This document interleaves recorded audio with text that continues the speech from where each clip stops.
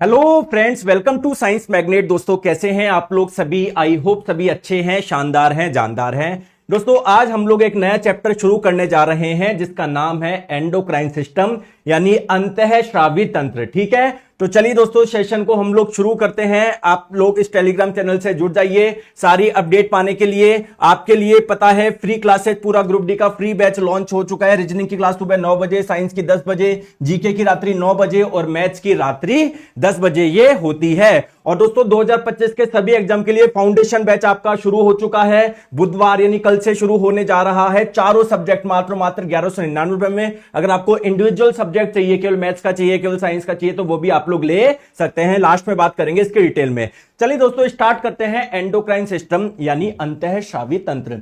देखिए दोस्तों, मैंने आपको कई बार बताया हमारी बॉडी में अलग अलग सिस्टम यानी अलग अलग तंत्र पाए जाते हैं और सबका अलग अलग कार्य होता है।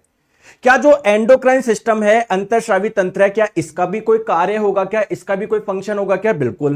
दोस्तों कोई भी सिस्टम बहुत सारे अंगों से मिलकर बना होता है, तो क्या ये भी बहुत सारे ऑर्गन से मिलकर बना होगा कि पूरा का पूरा सिस्टम? ठीक है दोस्तों, एंडोक्राइन सिस्टम क्या है? जितनी भी हमारी बॉडी में एंडोक्राइन ग्लैंड्स पाई जाती है, अंतःस्रावी ग्रंथियां पाई जाती है, उन सबको मिला के आप लोग बोलते हैं एंडोक्राइन सिस्टम यानी अंतःस्रावी तंत्र। तो क्वेश्चन ये आता है कि सर ये एंडोक्राइन ग्लैंड यानी अंतःस्रावी ग्रंथि होती क्या है? और हमारी बॉडी की जितनी भी एंडोक्राइन ग्लैंड्स हैं उन सभी को मिला के एंडोक्राइन सिस्टम यानी अंतःस्रावी तंत्र बोलेंगे। तो सर पहले ही समझाओ एंडोक्राइन ग्लैंड यानी अंतःस्रावी ग्रंथि होता क्या है। तो पहले उससे पहले हम लोग समझते हैं कि ग्लैंड यानी ग्रंथि किसे बोलते हैं। देखिए दोस्तों, हमारी बॉडी के कुछ पार्ट ऐसे हैं जिनमें कोई ना कोई पदार्थ बनता है और फिर वो जो आप लोगों, जैसे मान लो मैं आपको क्या बोल रहा हूं, ध्यान समझना।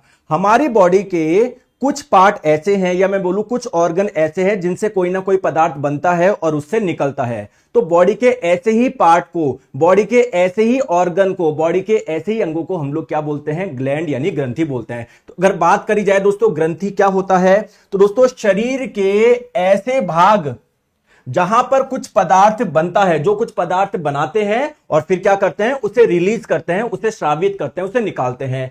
जैसे क्या मैं लीवर को ग्लैंड बोल सकता हूं? क्या आपको पता है दोस्तों हमारा जो लीवर है इसमें कोई पदार्थ बनता है क्या? हां सर, इसमें बाइल जूस बनता है, पित्तरस बनता है। फिर दोस्तों ये नली के माध्यम से वो पित्तरस कहीं और चला जाता है ना, ये पित्तरस स्रावित कर देता है, सीक्रेट कर देता है। तो क्या इस लीवर को मैं ग्लैंड बोल सकता हूं क्या? बिल्कुल।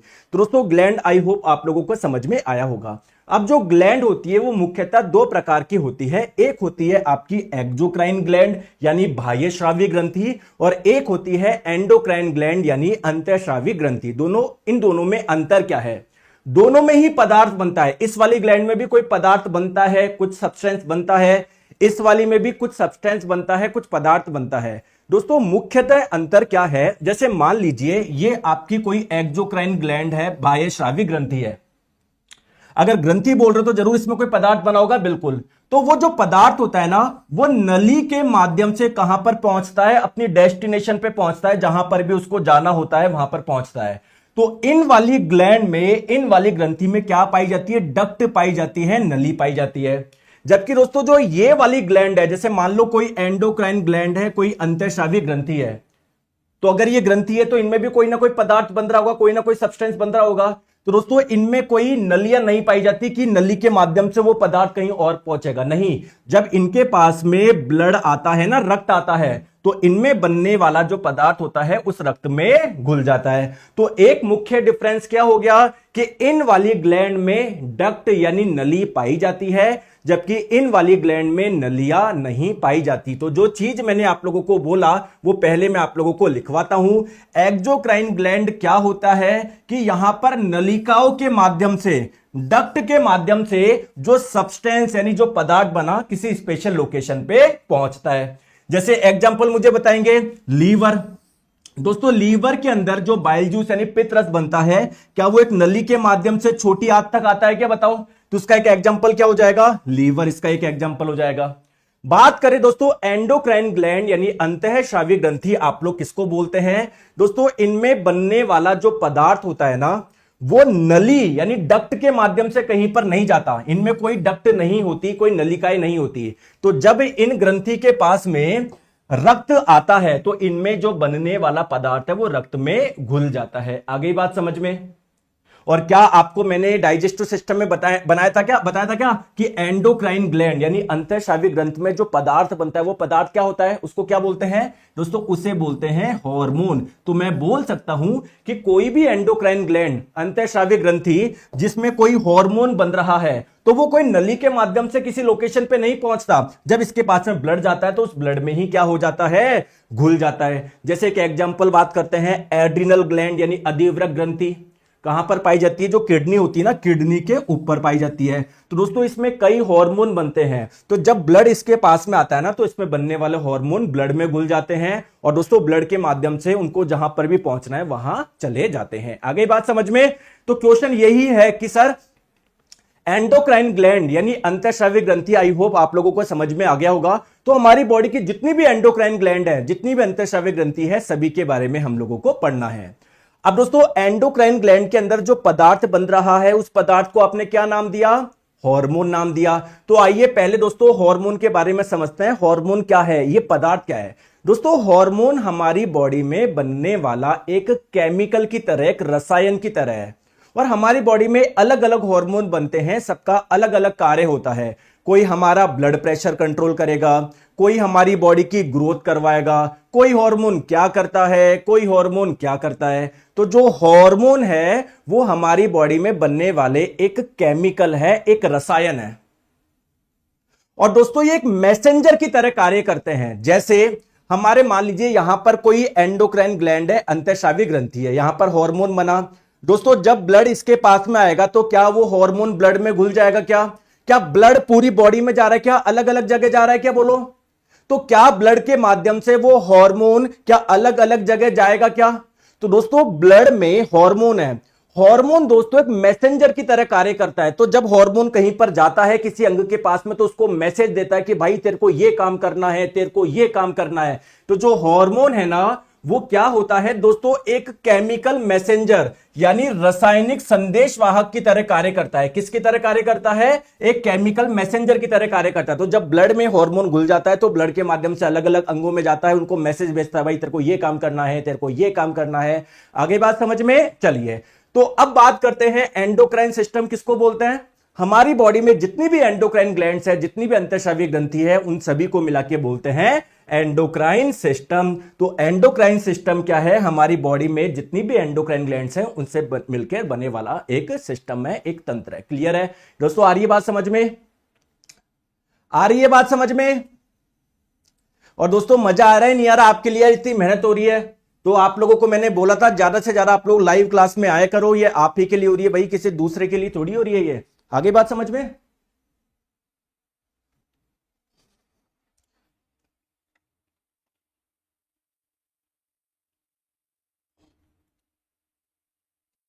चलिए चलिए ठीक है, कंटिन्यू करते हैं, आ जाओ। तो बात करते हैं कि सर हमारी बॉडी में कौन कौन सी एंडोक्राइन ग्लैंड पाई जाती है। तो हमारी बॉडी में जितनी भी एंडोक्राइन ग्लैंड्स पाई जाती है, आइए एक एक के बारे में समझते हैं दोस्तों। उनमें से एक है आपकी हाइपोथैलेमस। सर हाइपोथैलेमस तो ब्रेन का एक पार्ट था। हाँ दोस्तों, इस हाइपोथैलेमस से कुछ हॉर्मोन्स निकलते हैं। तो क्या मैं इसको एक ग्लैंड भी बोल सकता हूं क्या, एक ग्रंथि भी बोल सकता हूं क्या, बोलो। हाँ सर। दूसरी एंडोक्राइन ग्लैंड जिसके बारे में पढ़ना है उसका नाम है पीनियल ग्लैंड यानी पीनियल ग्रंथि। आगे बात समझ में। दोस्तों तीसरी के बारे में जो पढ़ना है उसका नाम है पिट्यूटरी ग्लैंड यानी पीयूष ग्रंथि। चौथी जिसके बारे में पढ़ना है उसका नाम है थायराइड ग्लैंड। आगे बात समझ में। पांचवी जिसके बारे में पढ़ना है उसका नाम है पैराथायरॉयड। क्या नाम है, पैराथायरॉयड।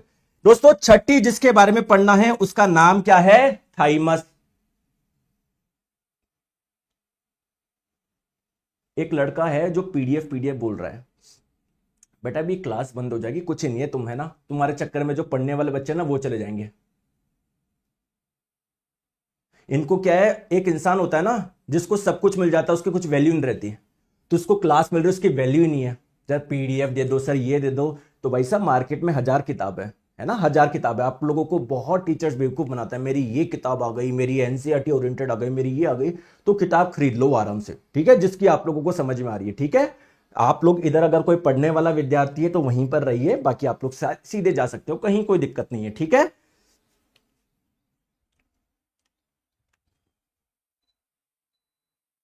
चलिए चले आगे, चले आगे जी सर, आगे चलिए, आ जाओ। नेक्स्ट हम लोग बात करते हैं कौन सी ग्लैंड के बारे में, जिसका नाम है पैनक्रियास यानी अग्नाशय, ठीक है। नेक्स्ट ग्लैंड के बारे में बात करेंगे जिसका नाम है एड्रिनल ग्लैंड यानी अधिवृक्क ग्रंथि। फिर उसके बाद में पढ़ेंगे ओवेरी यानी अंडाशय के बारे में, यह भी एक ग्लैंड है, फीमेल में पाई जाती है। सर इस ओवेरी को ग्लैंड क्यों बोल रहे हैं? सर ये जो फीमेल बॉडी में ये जो ओवेरी यानी अंडाशय पाए जाते हैं, इनको ग्लैंड क्यों बोल रहे हो? क्योंकि जरूर दोस्तों इनसे कोई ना कोई हार्मोन निकलते होंगे, तभी इसको एक एंडोक्राइन ग्लैंड यानी अंतःस्रावी ग्रंथि बोल रहे हैं। तो इनसे निकलने वाले हार्मोन के बारे में पढ़ेंगे। नेक्स्ट है दोस्तों टेस्टिकल, या जिसे टेस्टिस भी बोलते हैं हिंदी में वृषण। सर इसको एक एंडोक्राइन ग्लैंड क्यों बोल रहे हैं? क्योंकि जरूर दोस्तों इससे क्या निकल रहे होंगे, कुछ हार्मोन निकल रहे होंगे। अब दोस्तों आप लोग एग्जाम के लिए सीरियस हो तो एक बात बता दूं, नहीं हो तो फिर मैं क्या ही बताऊं, मैं अपने हिसाब से पढ़ाऊंगा। अगर आप लोग रेलवे एग्जाम के लिए सीरियस हो कि हां सर मुझे सिलेक्शन लेना है, तो दोस्तों बहुत, अगर मैं ईमानदारी की बात बताऊं, मैं आप लोगों को एनसीईआरटी की पीडीएफ भी मैं आपको दे दूंगा, ठीक है। आप लोगों को दोस्तों केवल कौन सी ग्लैंड के बारे में दिया हुआ है, मतलब एक आप लोगों को डायग्राम दिया हुआ है, उसमें बताया गया है कि ये वाली ग्लैंड ये है, ये वाली ग्लैंड ये है, उससे मतलब नहीं होता।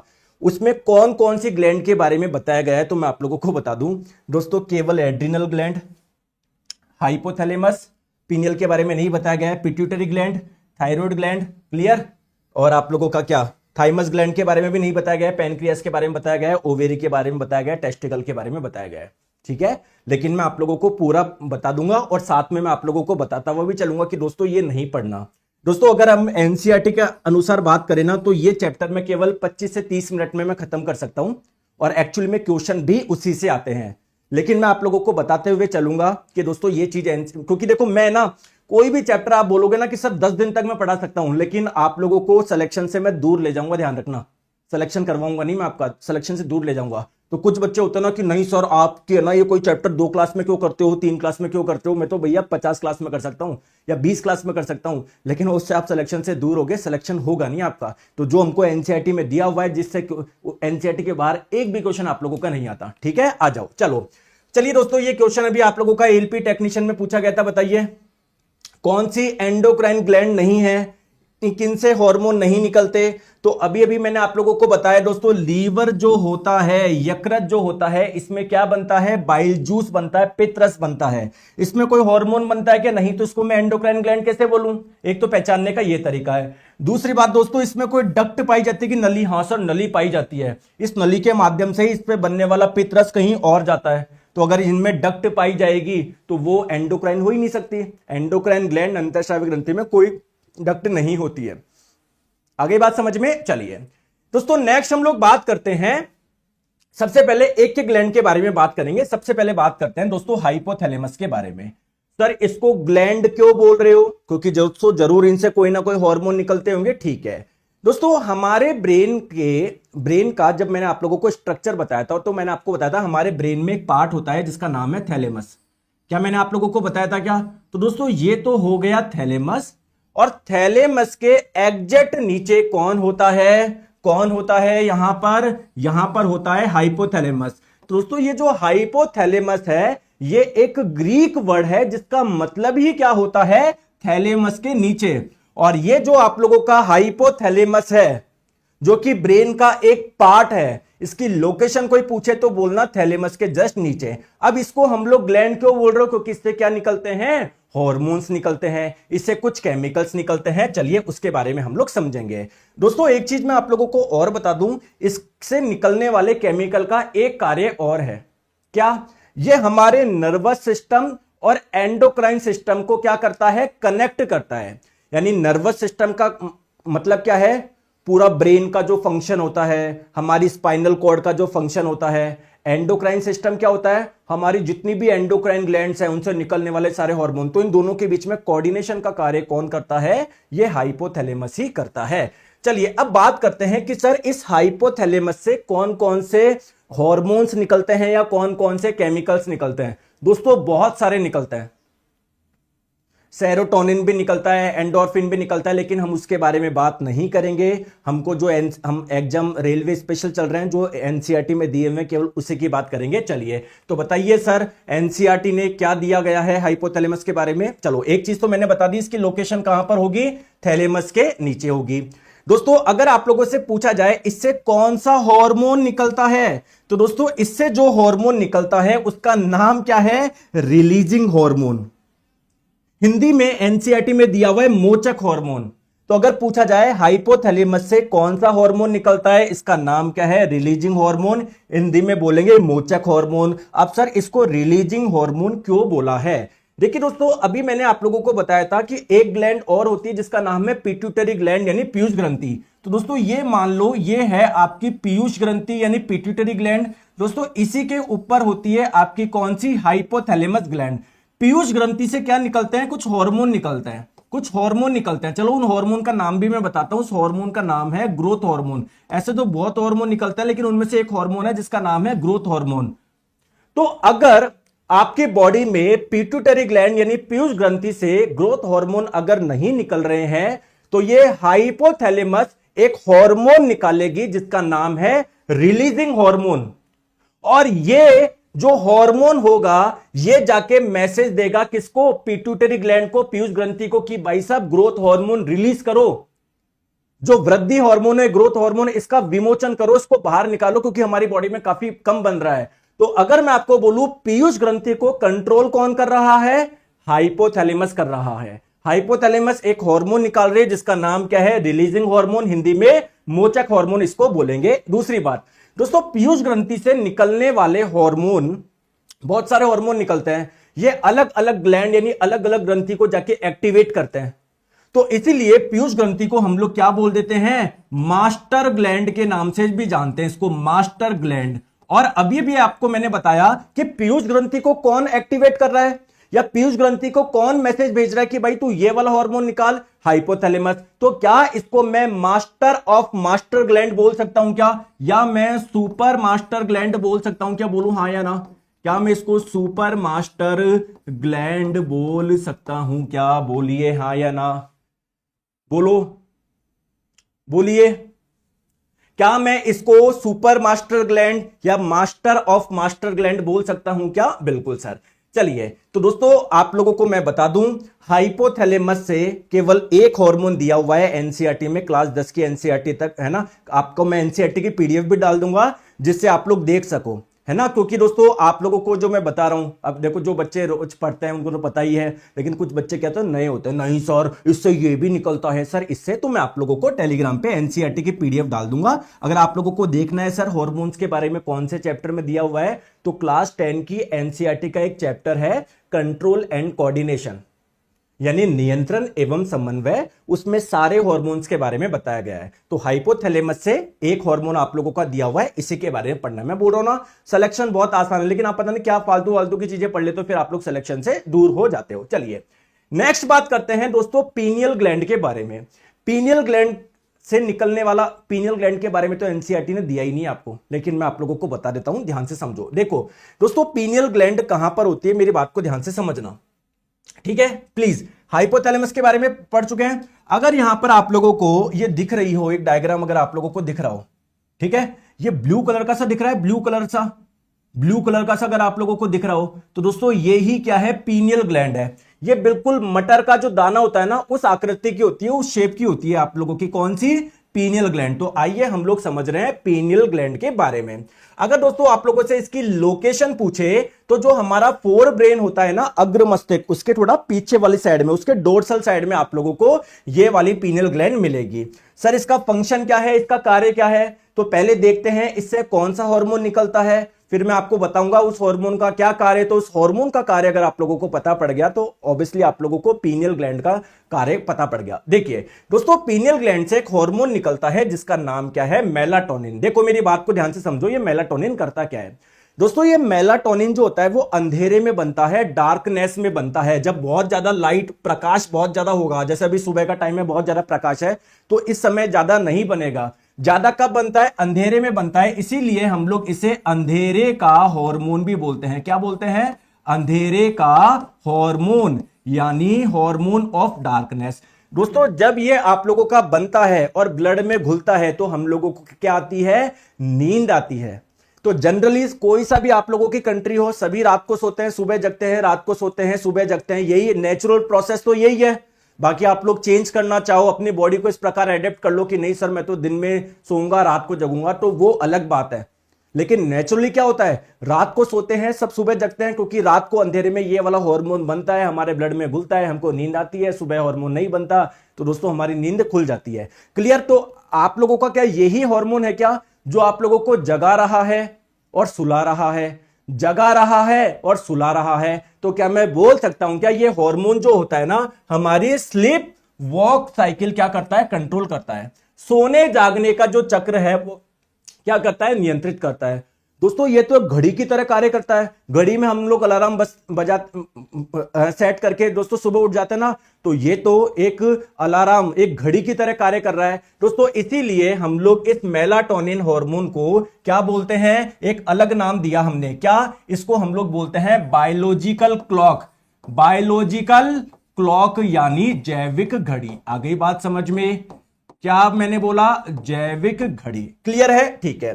तो दोस्तों मेलाटोनिन जो होता है वो रात में स्रावित होता है, रात में सिक्रेट होता है। और दोस्तों ध्यान रखना, अगर आपकी आंख पर प्रकाश पड़ेगा तो इस दौरान दोस्तों ये जो मेलाटोनिन हार्मोन जो बन रहा था उतना नहीं बन पाएगा, इसका उत्पादन क्या हो जाएगा, कम हो जाएगा। आ गई बात समझ में? ठीक है। तो बस ये हार्मोन का ध्यान रखना। हालांकि आप लोगों को क्लास 10वीं के एनसीईआरटी में आप लोगों को नहीं दिया हुआ है, मैं पहले ही बताता हूं, लेकिन फिर भी आप लोग ध्यान रख लो, कोई बड़ा इशू नहीं है मेलाटोनिन इतना सा पढ़ने में। ठीक है, आ जाओ।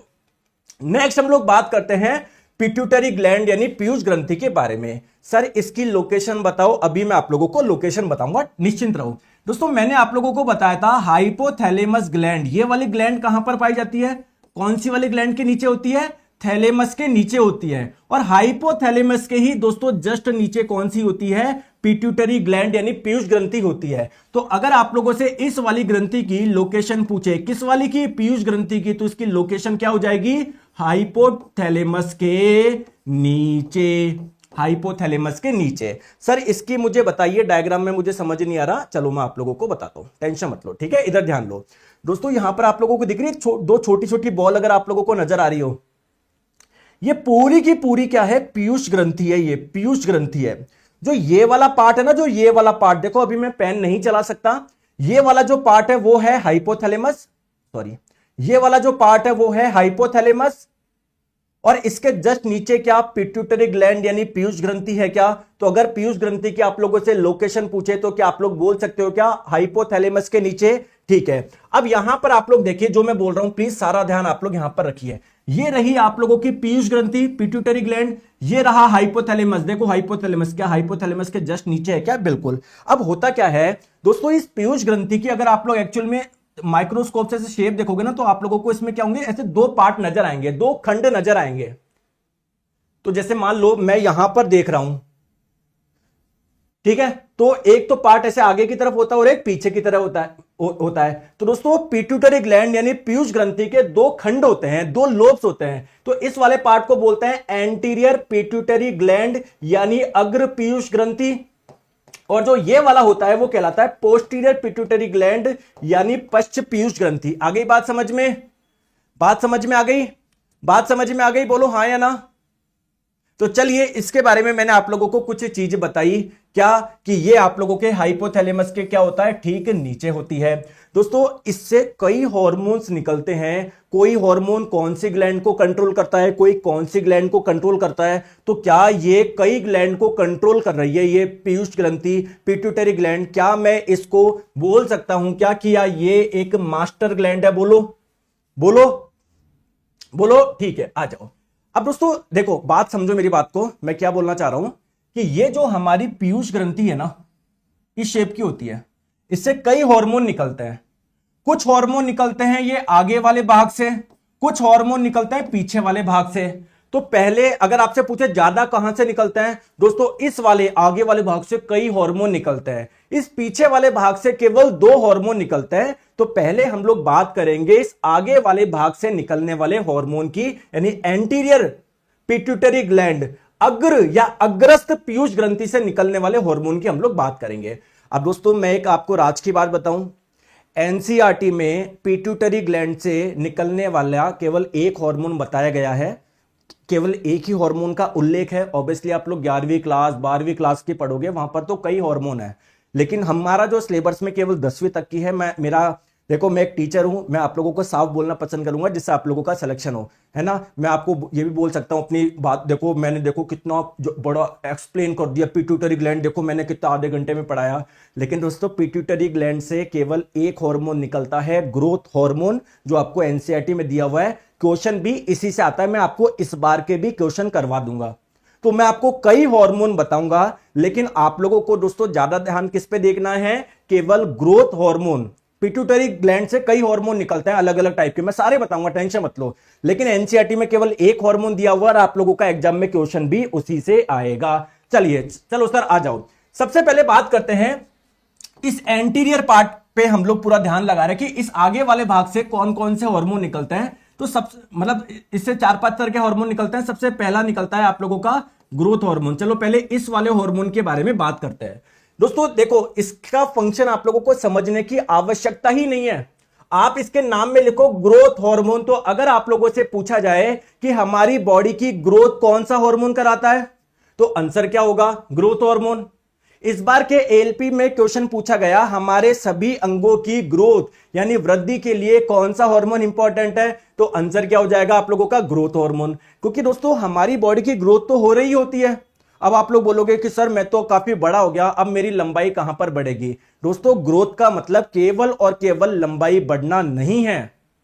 जैसे आप लोगों को पता है, जैसे यहां पर आपके चोट लग जाएगी तो ये वाला पार्ट भी तो बहुत सारी कोशिका से मिलकर बना हुआ है, यानी यहां की कोशिका डैमेज हो जाएगी, तो दोस्तों पुरानी कोशिका से नई कोशिका बनेगी, तो ये भी तो एक प्रकार की ग्रोथ ही है। और दोस्तों इस प्रोसेस को आप लोग क्या बोलते हैं, क्या बोलते हैं, सेल डिवीजन यानी कोशिका विभाजन। बोलो हाँ या ना, सेल डिवीजन यानी कोशिका विभाजन, ठीक है।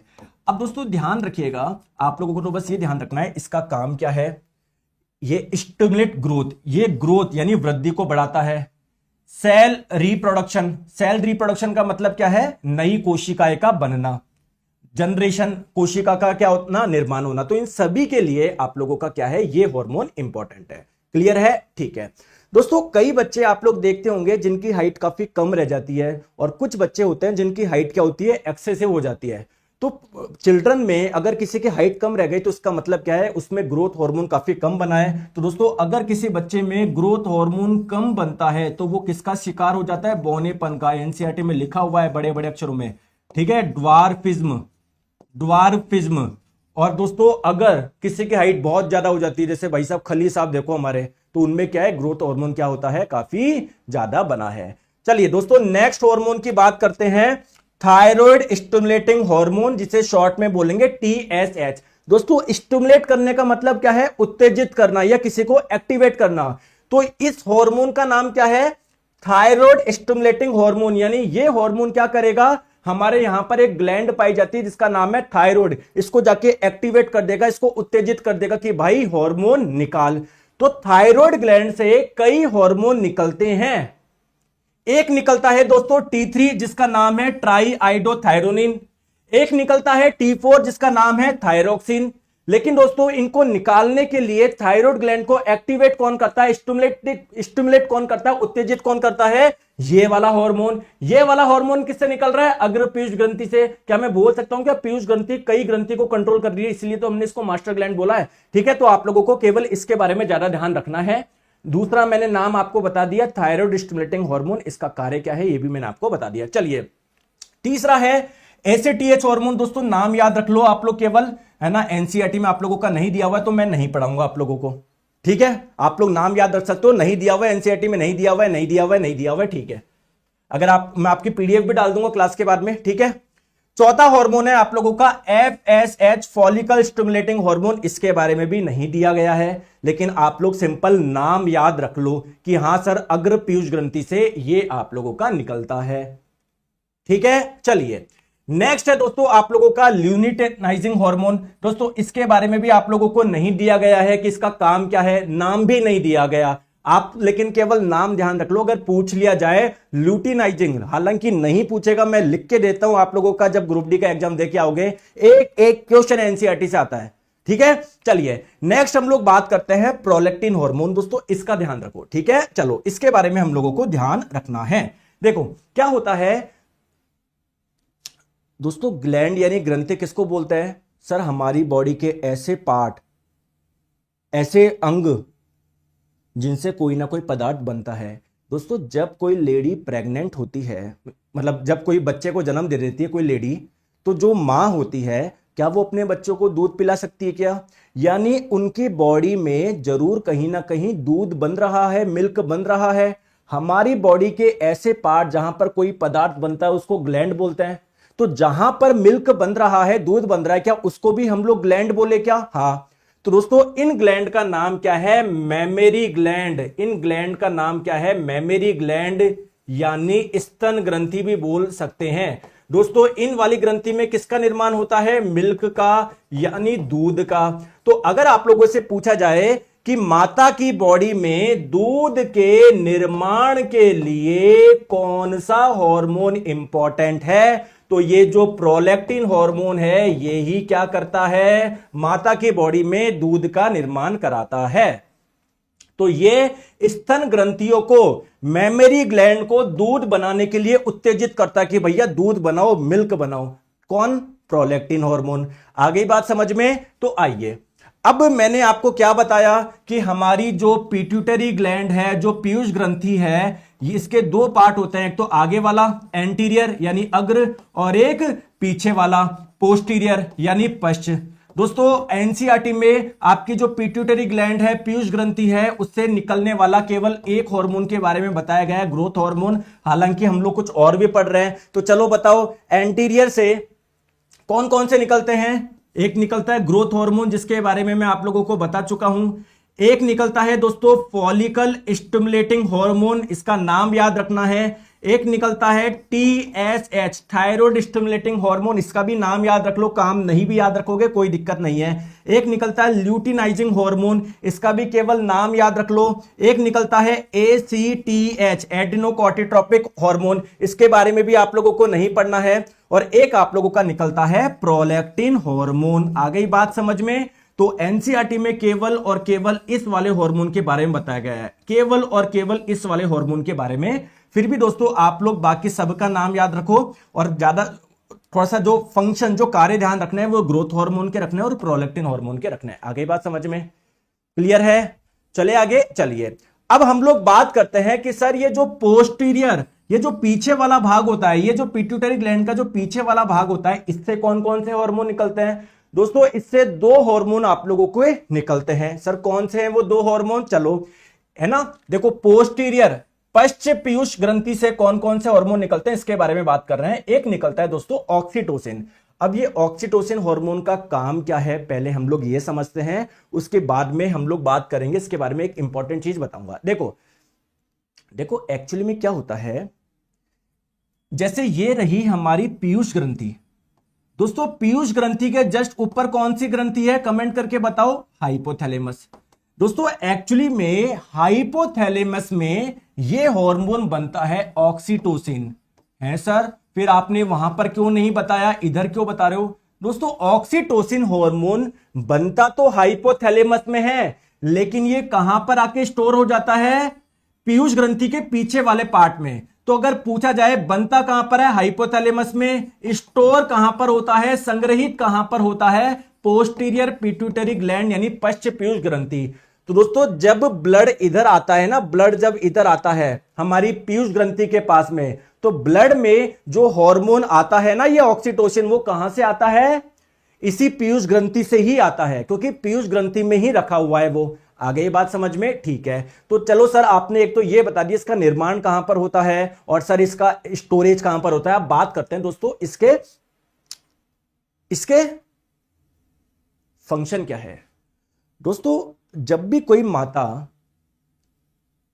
दोस्तों आप में से कोई फादर या मदर है क्या? अब आप बोलोगे सर कैसी बात कर रहे हो, तो पढ़ने वाले बच्चे हैं। अरे भैया तुम्हें रियलिटी नहीं पता, अभी देखो दो चार निकल जाएंगे। क्या आप में से कोई फादर या मदर है क्या? कमेंट करके बताएंगे। और दोस्तों अभी नहीं हो तो कभी ना कभी बनोगे, 2 साल 4 साल 6 साल, कभी ना कभी तो आप लोग बनोगे। दोस्तों जब आपका बच्चा आपकी गोदी में होगा या कोई भी बच्चा जब माता की गोदी में होता है तो माता को एक अलग ही दुलार आता है। तो दोस्तों वो जो दुलार आ रहा है, वो एक लव आ रहा है, जो प्यार आ रहा है, वो क्यों आ रहा है? क्योंकि इस दौरान या इसके लिए कौन रेस्पॉन्सिबल है? ये ऑक्सीटोसिन हार्मोन रेस्पॉन्सिबल है। इसीलिए दोस्तों इस ऑक्सीटोसिन को हम लोग लव हार्मोन के नाम से भी जानते हैं। किस नाम से? लव हार्मोन के नाम से भी जानते हैं। ठीक है सर, पहली बात क्लियर है। दूसरी महत्वपूर्ण बात दोस्तों, जब भी कोई एक कपल होता है, एक प्रेमी और प्रेमिका या हस्बैंड वाइफ, दोस्तों जब वो बैठते हैं कहीं चुपचाप बैठे हैं, मतलब एक अलग ही अच्छा लगता है उनको, प्यार वाली फीलिंग आती है, तो उसके लिए कौन सा हार्मोन रेस्पॉन्सिबल है? ये ऑक्सीटोसिन हार्मोन इंपॉर्टेंट है। दोस्तों जब वो कडल करते हैं, यानी जब वो गले मिलते हैं, आलिंगन करते हैं, तो उनको काफी अच्छा एहसास होता है, काफी प्यार वाला ये। तो उसके पीछे रेस्पॉन्सिबल कौन है? ये जब कडल वगैरह करते हैं तो ये हार्मोन काफी रिलीज होता है, जिससे उनको प्रेम की भावना और झलकती है। तो इसको कडल हार्मोन के नाम से भी जानते हैं। आ गई बात समझ में? ठीक है। अब दोस्तों दूसरा कार्य और ध्यान रखो, ये तो बात हो गई प्रेम की। दोस्तों जैसे ये किसी माता के 2 स्तन है, जब माता अपने बच्चों को दूध पिलाएगी तो माता की बॉडी में दूध बनना चाहिए ना। तो माता की बॉडी में दूध को बनने के लिए कौन सा हार्मोन इंपॉर्टेंट है? अभी मैंने बताया था प्रोलैक्टिन हार्मोन। लेकिन दूध बाहर आए, मिल्क के इजेक्शन के लिए क्या जरूरी है दोस्तों? अंदर जो मेमरी ग्लैंड है, जो स्तन ग्रंथि है, उनमें थोड़ा सा संकुचित होना चाहिए, क्योंकि जब वो संकुचित होगी, जब वो कॉन्ट्रैक्ट होगी, तो अंदर प्रेशर बढ़ेगा। और कोई भी चीज हाई प्रेशर से लो प्रेशर की ओर आती है, उच्च दाब से निम्न दाब की ओर आती है, तो यहां इस दौरान क्या होगा? जो माता की बॉडी से जो मिल्क होगा वो बाहर आएगा।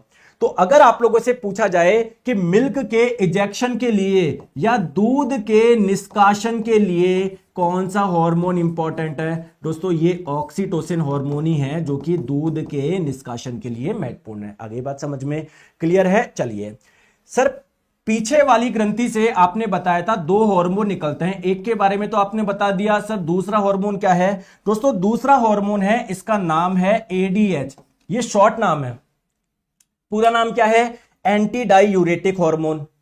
सर इसका कोई अन्य नाम भी है क्या? बिल्कुल, इसको वैसोप्रेसिन हार्मोन के नाम से भी जानते हैं। सर इस हार्मोन का कार्य क्या है समझाता हूं आप लोगों को। देखो दोस्तों क्या होता है, जैसे देखो नाम से समझ लो, नाम में सब कुछ लिखा हुआ है। एंटी डाइयूरेटिक दोस्तों, urine urine urine urine urine क्या होता है? मूत्र। आप सभी जानते हैं दोस्तों, जब आप लोगों ने कुछ पानी पिया और तुरंत आप लोगों को मूत्र आ गया, यूरिन आ गया, तो ये अच्छी बात है बुरी बात है?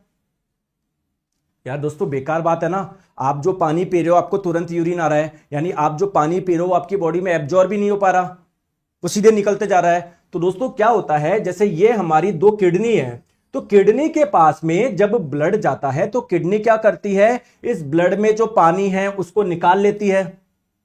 बोलो, तो आप लोगों को दोस्तों मूत्र ज्यादा आएगा। तो हम लोग चाहते हैं किडनी भाई साहब पानी निकालो, लेकिन इतना मत निकालो कि भाई साहब हम हमारी बॉडी की जरूरत के लिए पी रहे हैं, आप लोग उसको भी निकाल रहे हो। तो यह यूरिन की मात्रा को कंट्रोल करता है। कौन सा हार्मोन? ये वाला हार्मोन। अगर ये हार्मोन नहीं बनेगा तो यूरिन की मात्रा कंट्रोल नहीं होगी, जो भी आप लोग पानी वगैरह पियोगे तुरंत यूरिन के माध्यम से बाहर निकलता जाएगा। तो कहीं ना कहीं मैं ये बोल सकता हूं, क्या ये हार्मोन क्या करता है? हमारे शरीर में पानी की मात्रा को नियंत्रित करता है। बोलो हाँ या ना? क्लियर है? अब आप लोग ध्यान से समझो, हमने जब एक्सक्रीटरी सिस्टम पढ़ा था, उत्सर्जन तंत्र, मैंने आपको क्या बताया था कि ब्लड पहले किडनी के पास में आता है, किडनी ब्लड में से बहुत सारी चीजें निकाल लेती है, मतलब जो पानी होती है वो भी निकाल लेती है, लेकिन क्या वो वापस हमारी बॉडी में एब्जॉर्ब हो जाता है? क्या रीएब्जॉर्ब हो जाता है क्या पानी? बताओ।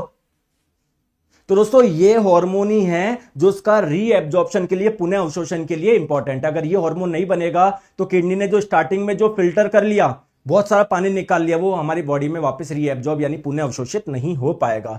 दोस्तों अगर कोई व्यक्ति एल्कोहल कंज्यूम करता है तो उसको बहुत ज्यादा यूरिन आएगा।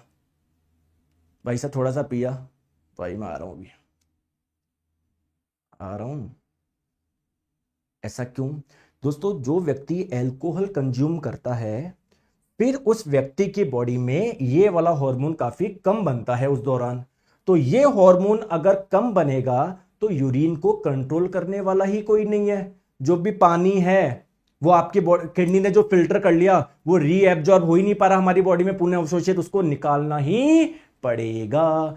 आई बात समझ में? क्लियर है? तो दोस्तों ध्यान रखिएगा, मैंने इतने सारे हार्मोन के बारे में आपको बताया है, उनमें से ये ध्यान रखना जो नीचे के दो है वो पोस्टीरियर यानी पश्च वाले भाग से बनते हैं, और जो ऊपर के हैं वो किससे? अग्र वाले भाग से बनते हैं। चलिए दोस्तों, ये इसी बार का क्वेश्चन देख लो। एक राहुल म्यूजिक नाम का लड़का बोल रहा है विनीता लव यू। अच्छा, अभी बताते हैं, एक बार क्वेश्चन करो पहले,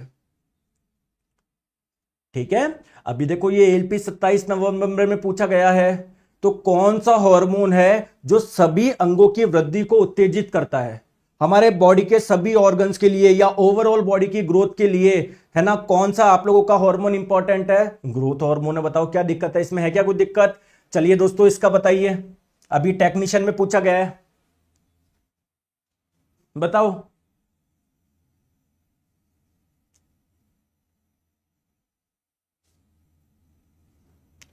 जब वृद्धि हार्मोन का स्तर कम होता है, जब हमारी बॉडी में ग्रोथ हार्मोन काफी कम बन रहा है, तो कौन वृद्धि हार्मोन रिलीजिंग फैक्टर जारी करता है?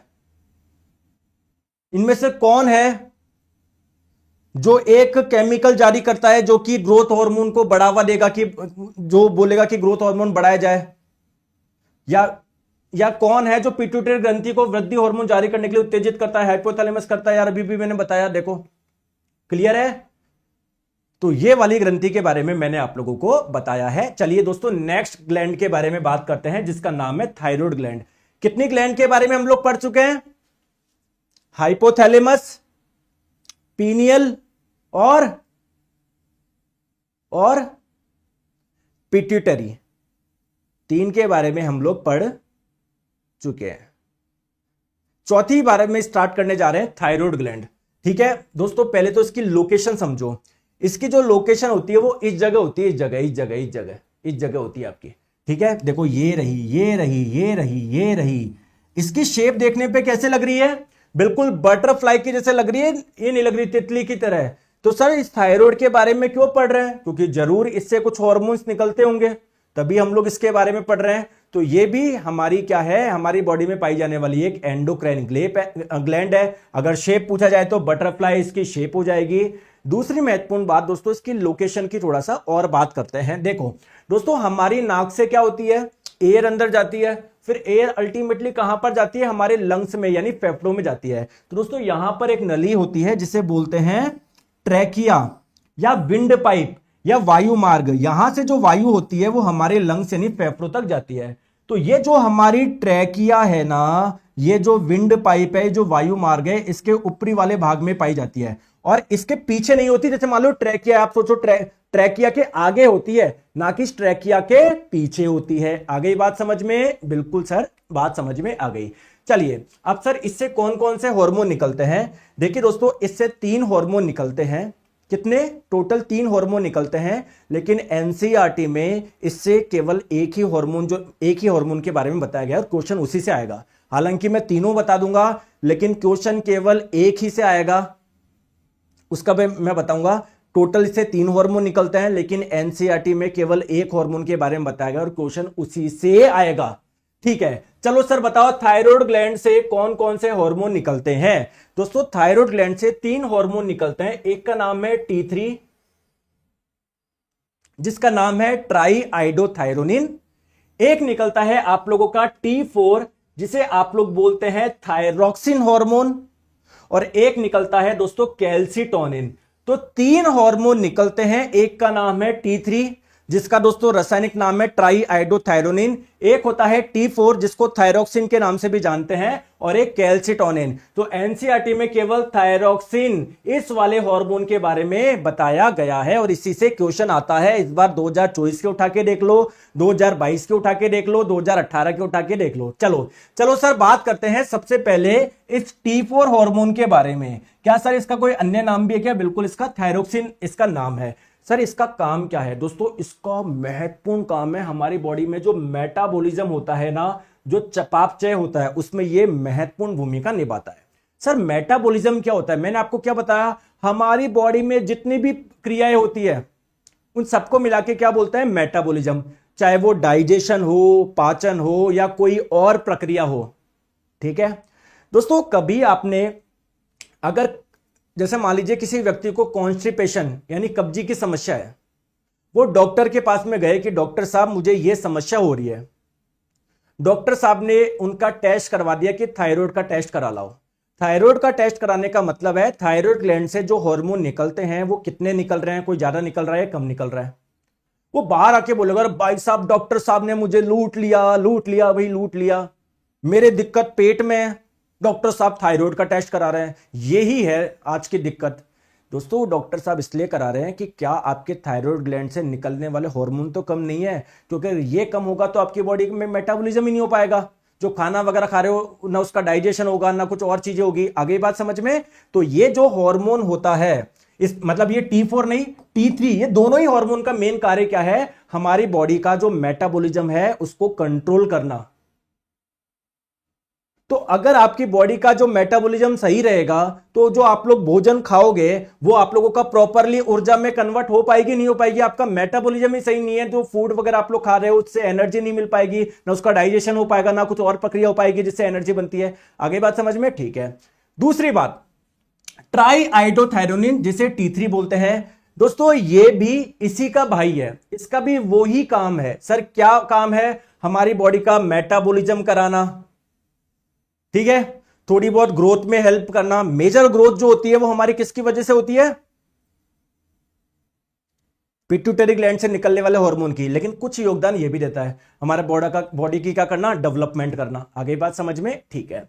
अब दोस्तों एक चक्कर है, थायराइड ग्लैंड बोल रही है कि यार मैं ये वाला जो हार्मोन है ना, थायरोक्सिन हार्मोन, मैं तभी निकालूंगी जब हमारी आपकी बॉडी में आयोडीन हो, क्योंकि इस थायरोक्सिन के निर्माण के लिए किसकी आवश्यकता होती है? आयोडीन की आवश्यकता होती है। तो अगर आपकी बॉडी में आयोडीन नहीं हुआ, सर मैं आयोडीन कहां से लेकर आऊं?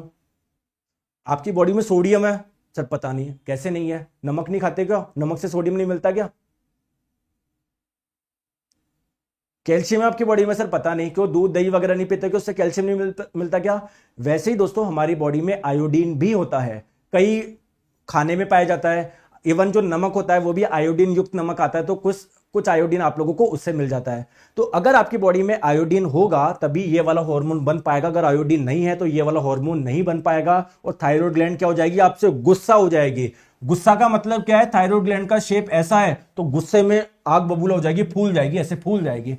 दोस्तों थायराइड ग्लैंड का साइज आपका बढ़ जाएगा, और इसी समस्या को बोलते हैं गॉइटर डिजीज यानी घेंगा रोग। आइए इसकी बात करते हैं। मैं क्या बोलना चाह रहा हूं दोस्तों, आयोडीन बहुत आवश्यक है। क्यों? इस थायराइड ग्लैंड, आप चाहते हो कि आपके थायराइड ग्लैंड ये थायरोक्सिन हार्मोन बनाए तो इसको चाहिए आयोडीन। तो दोस्तों थायरोक्सिन के निर्माण के लिए आयोडीन की आवश्यकता होती है, पहली महत्वपूर्ण बात। ठीक है, तो अगर आप चाहते हो आयोडीन की कमी ना हो तो आप लोग क्या कर सकते हो? आयोडीन युक्त नमक का इस्तेमाल कर सकते हो। अगर आपने नहीं किया, आयोडीन की कमी है, तो थायराइड ग्लैंड क्या हो जाएगी? आपकी सूजन आ जाएगी उसमें। इसी समस्या को आप लोग क्या बोलते हैं? बताओ क्या बोलते हैं? इसी समस्या को बोलते हैं गॉइटर डिजीज। क्लियर है क्या? चलिए, तो थायराइड ग्लैंड से 3 हार्मोन निकलते हैं, 2 के बारे में हम लोग बात कर चुके हैं। एक हार्मोन और बचा है जिसका नाम क्या है? कैल्सिटोनिन। सर इस हार्मोन का क्या कार्य है? दोस्तों अगर आपके ब्लड में कैल्शियम का लेवल बहुत ज्यादा हो जाए तो यह दिक्कत की बात है, कम की बात है? देखो, आपने भोजन खाया, कार्बोहाइड्रेट खाया, प्रोटीन खाया, फैट खाया, जब इसका डाइजेशन होता है, पाचन होता है, तो फिर इससे जो सरल पदार्थ मिलते हैं वो आपके ब्लड में ही आते हैं। आप जो विटामिन वगैरह खाते हो या कैल्शियम कुछ खाया या सोडियम खाया, अल्टीमेटली वो आप लोगों के ब्लड में ही आता है। दोस्तों अगर आपके ब्लड में कैल्शियम का लेवल ज्यादा है, इसका मतलब क्या है, कैल्शियम अंगों तक तो जा ही नहीं रहा। दोस्तों आपकी हड्डियों को कैल्शियम की बहुत आवश्यकता होती है, दांत को कैल्शियम की बहुत आवश्यकता होती है। तो भाई साहब आपके ब्लड में ही कैल्शियम ज्यादा है, इसका मतलब हड्डियों तक वो गया ही नहीं, दांतों तक वो गया ही नहीं, तो ये दिक्कत की बात है ना। तो अगर आपकी ब्लड में कैल्शियम का लेवल ज्यादा है तो ये हार्मोन क्या करता है, उसे कम करता है। सर कैसे करता है, ये जो हमारी हड्डी है ना वहां तक, मतलब हड्डियों में कैल्शियम एब्जॉर्प्शन को बढ़ाता है। जो हमारी बोन्स होती है ना उसमें कैल्शियम के अवशोषण को बढ़ाता है, जिससे जो कैल्शियम बेचारा अभी ब्लड में बैठा है वो यहां पर आके स्टोर हो जाए। फिर कभी जीवन में जरूरत पड़ेगी, कैल्शियम कमी हो गई तो बोन से ले लेंगे, हड्डियों से ले लेंगे। आगे बात समझ में। तो ये बात हो गई हमारे इस थायराइड ग्लैंड की। चलिए दोस्तों इसका आंसर बताएंगे। थायरोक्सिन के लिए क्या आवश्यक है, अभी मैंने बता दिया, आयोडीन आवश्यक है। ये अभी इस बार के एलपी में क्वेश्चन पूछा गया है। क्लियर, आयोडीन, ठीक है।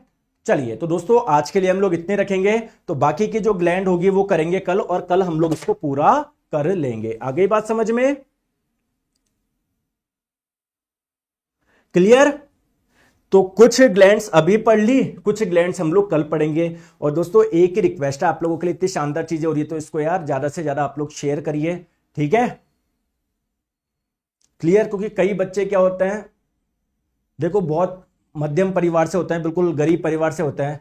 दिक्कत ये नहीं है कि सर गरीब परिवार से, गरीब दिक्कत ये है कि वो जो पढ़ रहे हैं ना वो एग्जाम में आएगा ही नहीं। तो आप लोग उनको एक सही दिशा दीजिए, छोटे भाई बड़े भाई की तरह ज्यादा से ज्यादा लोगों को शेयर करिए, बताइए, ठीक है।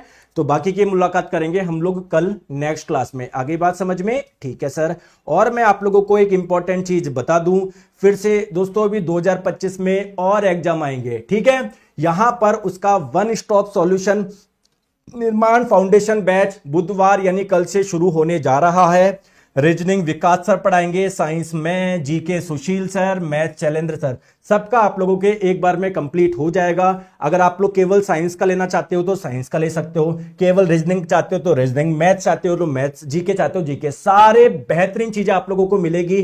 कंप्लीट थ्योरी बैच होगा, साथ में सारे क्वेश्चंस भी करवाए जाएंगे, डेली लाइव क्लास होगी। 2024 के सारे क्वेश्चंस भी हम लोग इसमें सॉल्व करेंगे, पुराने तो करेंगे ही करेंगे। पूरा कंटेंट बाइलिंगुअल होगा, अंग्रेजी और हिंदी माध्यम के छात्र हो कोई दिक्कत नहीं है। हर क्लास की पीडीएफ मिलेगी, साथ में टेस्ट सीरीज भी आप लोगों की बिल्कुल फ्री है। जैसे एक चैप्टर होगा जाके टेस्ट लगा लो। जो बच्चे जुड़े हैं, साइंस का तो काफी पहले शुरू हो चुका था, जो बच्चे जुड़े हैं आप लोग उनसे फीडबैक लो, उनसे बढ़िया कौन बताएगा यार। आगे बात समझ में, तो ठीक है। तो प्ले स्टोर पे जाओ, साइंस मैग्नेट ऐप इंस्टॉल करो, इसके कोर्स वाले सेक्शन में आप लोगों को मिल जाएगा ये निर्माण बैच जनरल साइंस का। ऐसे निर्माण बैच कॉम्बो करके यहां पर दिखेगा, तो कॉम्बो वाला करके बाय नाउ आप लोग कर लीजिए, पेमेंट कर दीजिए। कोई समस्या आ रही है इस नंबर पर संपर्क कर लो, 7374019437, ठीक है। Thank you so much, take care, bye bye.